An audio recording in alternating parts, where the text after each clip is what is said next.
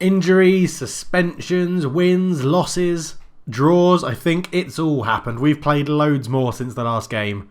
Roll the intro.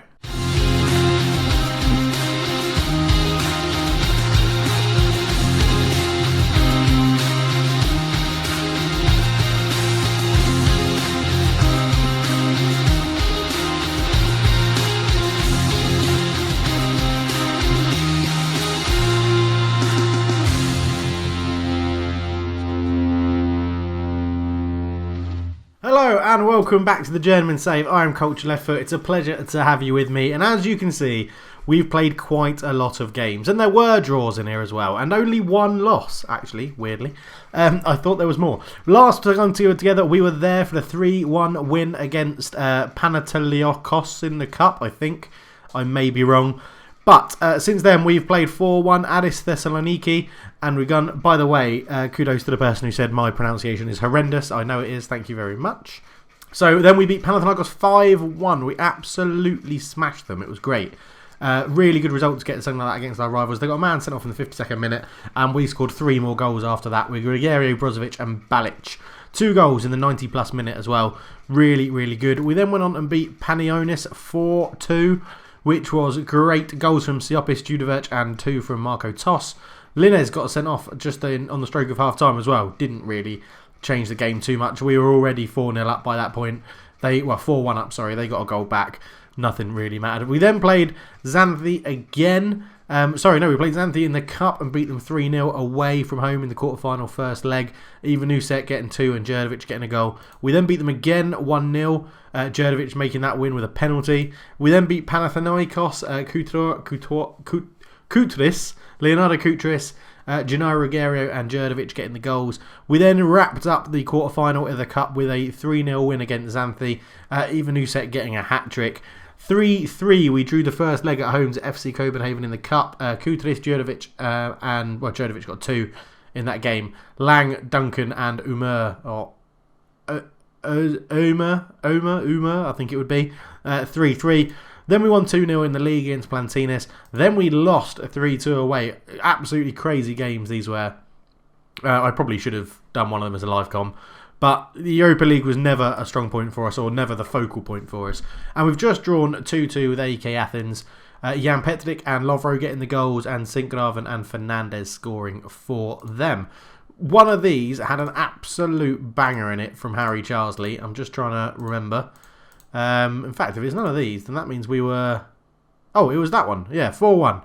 This goal from Harry Charsley, which we're just going to see now, was incredible. So we get a throw-in. Oh, sorry, they have a throw-in in their half. Brozovic makes a good tackle. Charsley runs to the edge of the box, and then bang!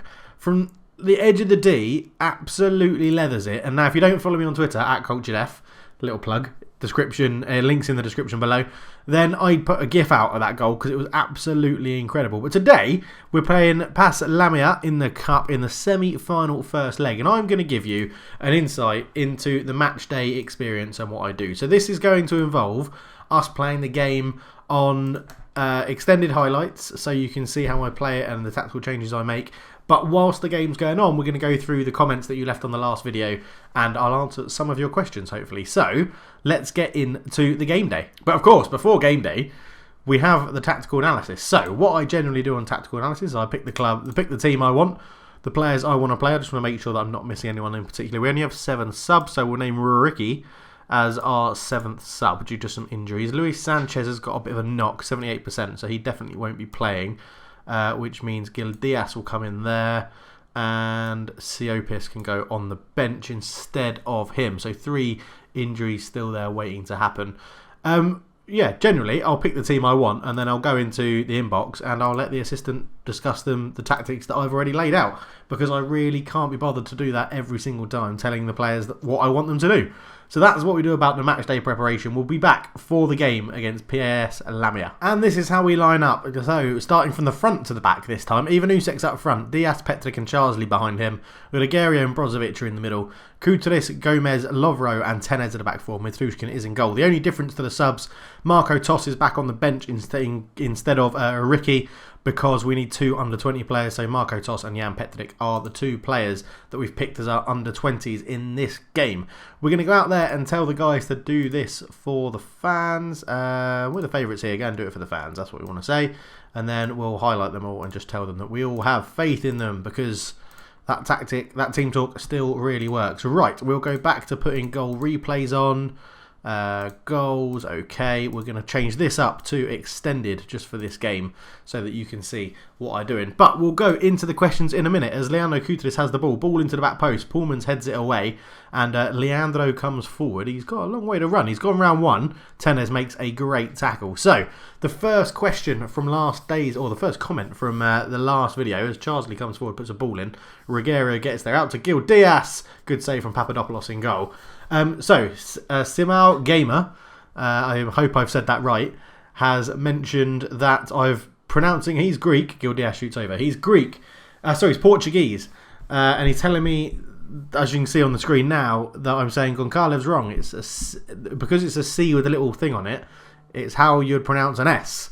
So it'll be Gonçalves. So hopefully I will now remember that going forward, which will be great. Next 2 questions that are going to be on the screen. So thanks for that comment, by the way, Simao. That's really useful to know that. So it's Gonçalves, not Goncalves. As Brozovic in, he's tackled. Is that a penalty? No, he's offside. My Team FC has asked, is Harry Charsley any good on this game? I think the stats he has, he performs better than the stats he has, as Marco Antonio shoots from range when Trushkin saves and then takes it out for a corner. Charsley is good. I think he is better than the stats he has on the game. He is very, very inconsistent though. And I think he can play at higher levels in like the Premier League and stuff as a squad player. But he needs quite a lot of game time as a youngster so that his stats progress to the best possible stats they can be. And then the second question is cats or dogs, which is better? And then he's put, P.S. dogs are better. Well, I do prefer dogs, and my wife is allergic to cat hair. So I think from that, I'd say dogs win automatically, really. As they have a free kick, Limonios, ball in, it's headed down, and Matrushkin makes the save. So what I want to do, 20 minutes in, so the next time there's a highlight on screen, we're going to go through it. There's more comments and questions that I will go through as well, and we're going to answer. And there's actually quite a lot. I'm looking at the other side. Leandro into Limnios. Limnios is tackled by Gil Diaz. Now, can we launch a counter-attack? Ivanusek comes forward. It plays a good ball out to Leonardo Koutris, into Gil Diaz, back to Koutris, Ruggiero. That is some obscure football. I'm not too sure why we didn't put a cross in there. But Brozovic has picked up an injury. What is it? Hopefully it's nothing too bad. Lower leg. Okay, it's probably a calf strain or something like that. Now, I'm just trying to get to a highlight point where it's actually just a normal thing and I can explain to you why I do it like this and what I'm looking out for in the 2D match engine. But while we're waiting, Lovro has asked, what's your favourite stadium and what's the most frustrating thing that's ever happened to you on FM? So, my favourite stadium I've ever been to is... Oh, it's quite tough. I mean, I'm a big fan of Old Trafford. I think Old Trafford is a very, very good stadium for the size of it. The Nou Camp is very impressive. It's not the best atmosphere at a game at the Nou Camp. I've been to see Barcelona v Getafe and it wasn't the best atmosphere, but the stadium itself is a very impressive structure once you're in it and everything like that. Anfield is very good as an atmosphere. I have to say I have sat in the Kop before and I've watched Liverpool beat Spurs. So I was sitting in the Kop and the atmosphere was absolutely incredible, so that is up there as well. I think, though, I'll probably have to say Old Trafford. I think that's just fair, really, to say Old Trafford. And then, what's the worst thing that's ever happened to me in FM? Poor. I once got Chesterfield. I did a save with Chesterfield before I was doing YouTube. I did a save. Oh, as we're in, Ivanusek shoots, it's blocked. And Koutris picks it up. Right, so, hang on. This is what I was trying to get to the point of. Okay, so we're playing in a game which we should really thoroughly dominate, hence why we can chuck people forward. So this guy here is our deep line playmaker on defend. He is literally sitting in front of the back 2 and trying to support the tactics that we want to create. So it stops us getting hit on the counter attack. It helps they're only playing one up front. If we were playing against a team that played two up front, or if they changed this to a two up front formation, I'd probably drop one of the fullbacks back as well. However, they're not. So we've pushed both fullbacks on attack, and they're being kept very wide. As you can see here, Leonardo Kutris is on the right on the touchline. Tenes is tucked in a little bit because Jan Petric's probably going to cross this ball in around here, and it's another body in the box. The box-to-box midfielder into Rogerio, or I think he's now a ball-winning midfielder. On support, he's up here. If he was on attack, he'd be up and around this box somewhere, but that's too many men coming forward. If he was going to do that, it leaves us open to a counter-attack with these three guys, 17, 14 and 24, who are actually, weirdly, all on this left-hand side because they're defending on the right at the moment. What you can see, though, is we have an out-and-out striker in Ivan Usek up front. We have bodies getting forward from Charsley and Gil Diaz, who are the two. So Jan Petric has had license to roam. He's come out here to get the ball. Gil Diaz has cut in. You can see by the way his little feet are pointing that he's probably going to run up here, which is fine. Gives an option for Jan Petric to pass in the ball, run down the wing, or put a cross in like that. So this tactic, I think, is really good because it allows us to get loads of players forward when we need them. I mean, look at this. 1, 2, 3, 4, 5, 6 players up in line or just behind the ball. And then we also have 4 players covering backwards. So something we could do is change that ball in midfielder or box to box or centre midfielder or whatever he's listed as to defend, and then it would keep us, sorry I just hit my mic, it would keep it with 4 very contained back. Now the issue that could be countered with is if they left the wingers, so number 6 and number 24, if they left them on attacking duties, they would be standing up here somewhere. Or 24 might be around here, but 6 would definitely be more tracking the left back in Kutris than coming in to tackle Jan Petric. He would be up here. And keeping a box of 4 defenders back makes it very hard to defend that. So that's when you'd have to be wise, a bit wise with your fullbacks, and maybe have 3 players at the back that stay back in a sort of line. Anyway, we'll just see how this progresses, and then we'll get on to the next question. So Jan Petric has the ball, cuts it back to Rogerio, who shoots over. So there was a cutback, but it was a little bit wayward. Okay, we're going to make a sub. Ivan Usek's not having the best of games. He's going to be replaced by Djurdovic. And Brozovic can stay on for a little bit. We're going to take Leonardo Kutres off and bring on Linez as that left back. So next question, who is from Brett Higgins. Hello. Who is your favourite player of all time? If different, who is your favourite non-Man United player? And it can't be Charsley or Van Horst. Van Horst. Well, that's quite an interesting one. So favourite player of all time?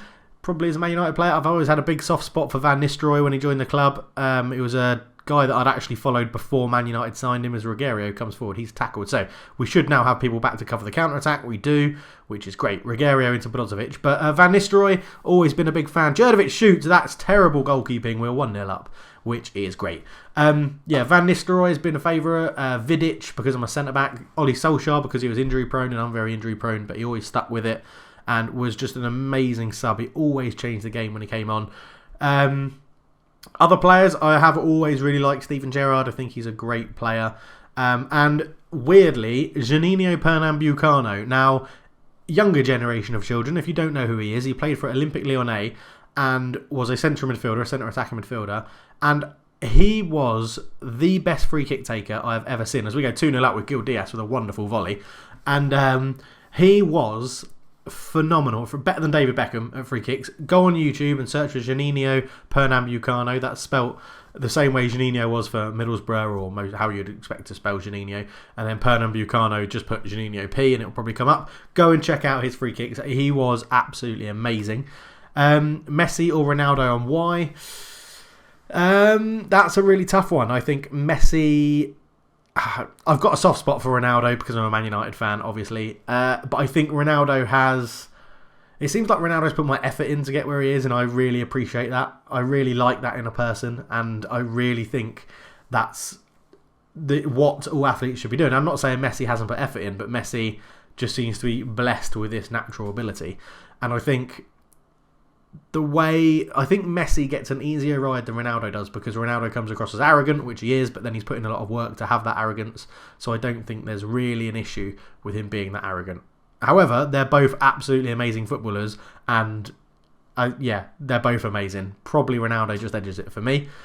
He's got loads of questions in here. What was the best game you've been to? Man United 7, Roma 0 was up there straight away. It's a good ball to the back post. Gil Diaz keeps it in but can't get a shot off. However, the atmosphere for Man United, Man City, when Michael Owen scored in the 91st or 92nd minute and got that goal from Ryan Giggs's pass, that was absolutely incredible. And the only other one that really sticks in my mind, or when I've read the question, was beating Barcelona, where Paul Scholes hit an absolute rocket to get to the Champions League final for the Champions League semi-final. That was absolutely incredible. Gildias shoots and Papadopoulos makes a save. Yeah, they're our best ones, I reckon. They're the best games I've ever been to live at a stadium. Obviously, if you're talking about TV, then beating Bayern Munich in the Champions League final in injury, getting 2 goals in injury time. I was only about 9, I think. But that was absolutely incredible. Limonius is in, he shoots, and Mitrushkin makes a great save. And is there a team you have an irrational or a very rational dislike of? Dynamo Kiev, purely because they're rivals to Shakhtar Donetsk, and I have a really big love of Shakhtar Donetsk, which is really weird. But yeah, Dynamo Kiev is someone I have a bit of an irrational hatred of. Other than that, not really. I generally just like football. I'll watch all football. I don't really hate anyone or anything. And I mean, I've done so many questions and chatting that I haven't even really gone into tactics and stuff. But we're 2-0 up, so I didn't really need to change very much at all. And it's gone very well and very quickly. And we've won 2-0 in the first leg of the Cup semi-final, which is really good. So, but I don't have an irrational hatred of any clubs. Not that I can think of off the top of my head anyway. I probably do if you ask me on a different day as Matrushkin makes another save. Okay, on to the next comment. We've only got a few more to go, so we'll finish this game and then do these comments, and we'll go from there. So, Panethilikos. The O is like the O in of. Panethilikos. Sounds a bit like, yeah. Okay. Anything on? There's another one here from that's from Elvish Lee, as the comment will be on the screen now. MPK1ING. I'm Greek and your pronunciation is so bad, but keep up the good work. Yeah, my pronunciation is absolutely terrible. And that's part of the enjoyment of a Journeyman Save, isn't it? You go to all these countries and realise how bad English people are at actually pronouncing and learning a different language, because I understand my Greek is actually, horrendous. Absolutely horrendous. I can't pronounce any of these names. We win 2-0, which is really good. And thank you for the comments to say keep up the good work. That's really, really nice of you. And I'm glad that you're Greek and you found my channel and you're enjoying the stuff. I will keep it up. And by the way, Barkas is such a hated goalkeeper from Olympiakos fans. Whoops. I've bought him now. Sorry about that. But we win 2-0, and that's all the comments that I've really got time for, because we're going to end the video there. Sorry we didn't actually get into tactics and stuff. We didn't really need to. We got a good 2-0 win. I did talk a little bit about the tactics that I'm playing and why we're playing it that way. But yeah, if you've enjoyed this sort of episode, leave a comment, leave another question. I'm happy to talk about anything. Football Manager, football, FIFA. Yeah, it's good. I think it's good to have these sort of backwards and forwards things so we can get opinions for each other. And it means I don't have to... I like answering your comments with, my own comment and typing. But I think it's much more personal if we do it on a sort of face-to-video interaction. That doesn't really make sense. But hopefully you know what I mean. But yeah, it was we played that one game on Extensive, and we got a few more little highlights, and we've had a good chat, and yeah, so hopefully you've enjoyed it. Let me know down below if you have or you haven't. Please like the video if you want to see more. Subscribe if you want to see more as well. Every like, every comment gets me further up the availability to meet more people. That is a terrible sentence as well. It makes me more viewable to new people that are searching for Football Manager for every like and every comment we've got. So let's set a like target of 23 likes. Why not? That's a nice random number. But for now, we will leave it there. Thank you very much for watching. It looks like we're progressing in the Cup. This is the one we really want to win, as we've already won the league. But hopefully we'll be back for a Cup final, because we're going to win the league. That's not a problem. But thank you very much for watching, guys. I'll chat to you all very, very soon. But for now, I'm out. Cheers.